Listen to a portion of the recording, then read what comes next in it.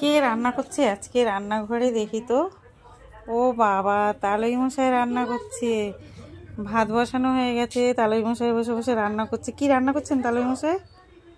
কচু শাক, পালং শাক, মুগ ডাল, তারপরে সজনা ফুলের বড়া, তারপরে আছে মটরশুঁটি আছে, করল উচ্চা আছে, বেগুন আছে, সিম আছে, কাঁচা লঙ্কা আছে। তো শুনতেই পেলে কত কি রান্না করছে তালই মশাই বসে বসে।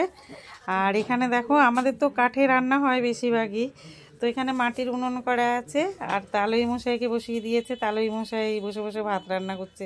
তো তোমরা দেখতেই পাচ্ছ এই যে রান্না হচ্ছে।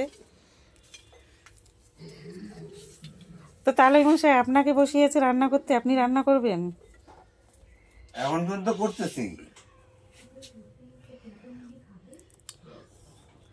তো শুনতে পাচ্ছ এখন পর্যন্ত করছে,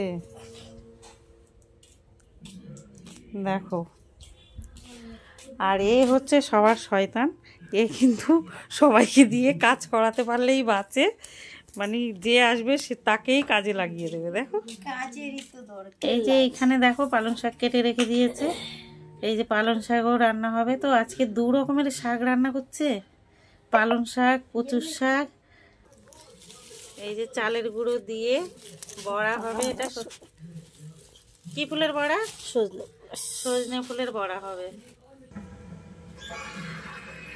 আর এই হচ্ছে আমাদের বাড়ির সন্তোষী মায়ের মন্দির।